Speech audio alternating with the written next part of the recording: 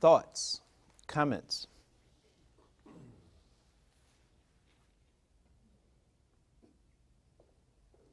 Shocked, surprised, not shocked, not surprised? What are your thoughts? So one question that I had was that I'd at least heard of that experiment. Do you think that any of those people had heard about the experiment and that maybe, I don't know if it could have affected what they did or not? In this particular case, these individuals had not heard of the experiment. But was that by name or by the nature of the experiment? Because I have no idea who conducted the experiment. So if they would have said, have you heard of this guy's experiment, I would have been like, nope. Yeah, they actually have some clips of individuals who started the thing and they said, I can't continue because I've seen this before. I've been a part of something like this before. So these are individuals who, by name or by the activity itself, have never been a part of anything. How would that change what you were thinking or the questions that you had? Well, on the one hand, if you've heard of the experiment, you would know that they were faking it, but at the same time, it's still the knowledge that you think you're doing this to them. So it's a double-edged sword, really, for me. I don't know. Other folks, thoughts? I heard giggles and chuckles, and then I heard silence. Well, it was like, I couldn't believe it. You couldn't believe what? That they were going to actually give someone a shock because they got an answer wrong. Okay. You couldn't believe that they would give someone a shock because they got an answer Yeah, wrong. I couldn't go on. I don't, you know. Okay. Other folks? I was thinking about how far I'd actually go. I was questioning. You were questioning how far you as an individual Yeah. would go in this experiment. Yeah, I was hoping I wouldn't go too far. Okay.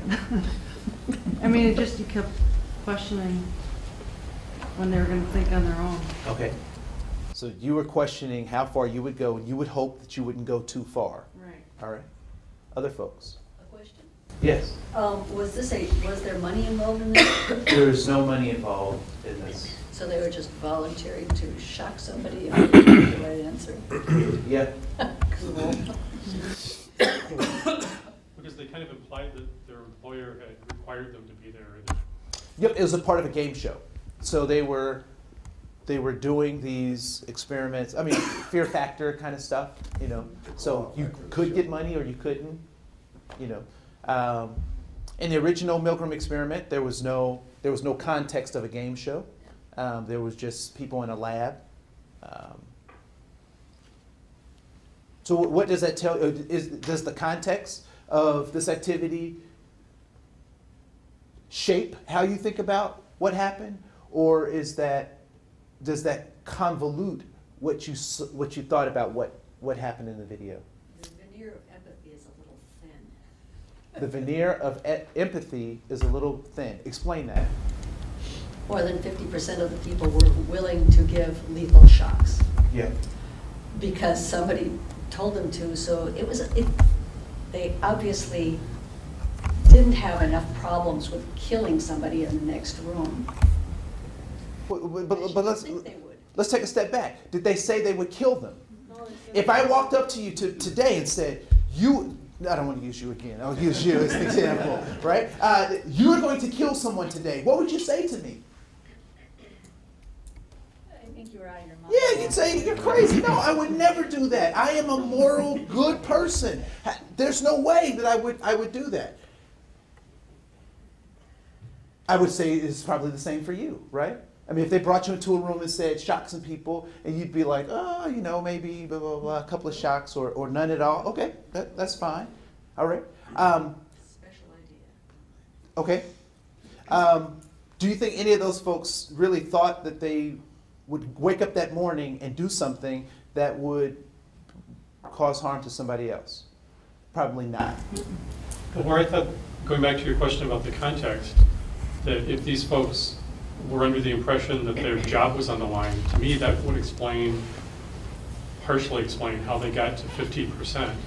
That if you're married, kids, mortgage, car payment, school loans, whatever, putting food on the table, if that's in the back of your mind while someone's asking you to flip a switch that's going to hurt someone, that was the context that I was And maybe I was reading that into it from that one comment the one individual made.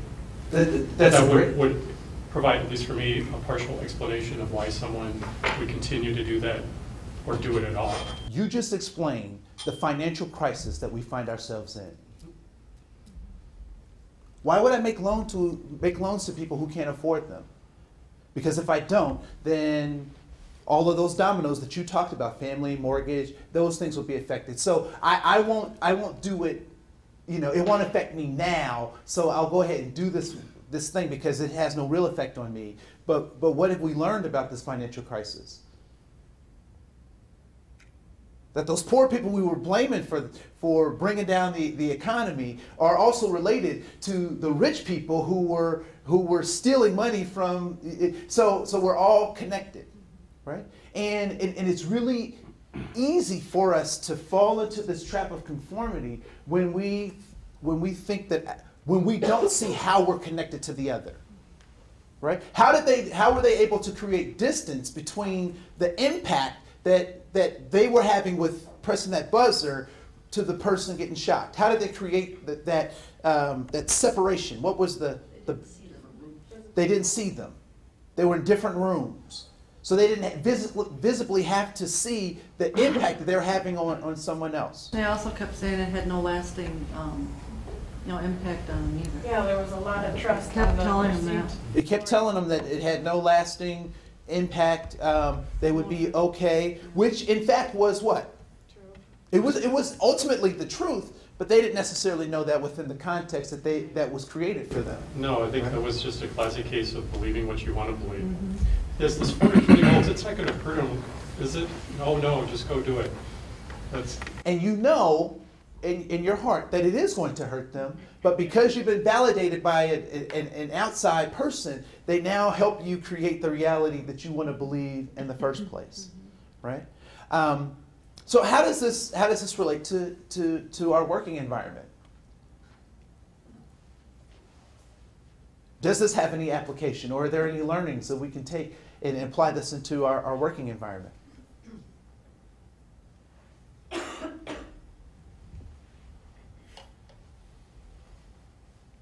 As a supervisor.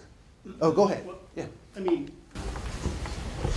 as a supervisor, your success depends on other people's success. And, as I was watching, I was wondering, of those, half of the people that wouldn't go all the way up to the 450 through inflection of their voice, or as they were reading the answers, were they trying to telegraph the right answer?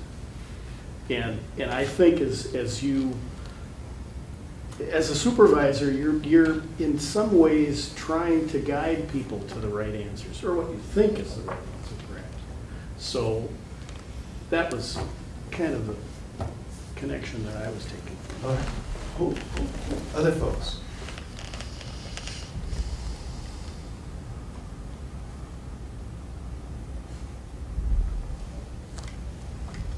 What is conformity? What's that? Well, I was just thinking of the belonging connection.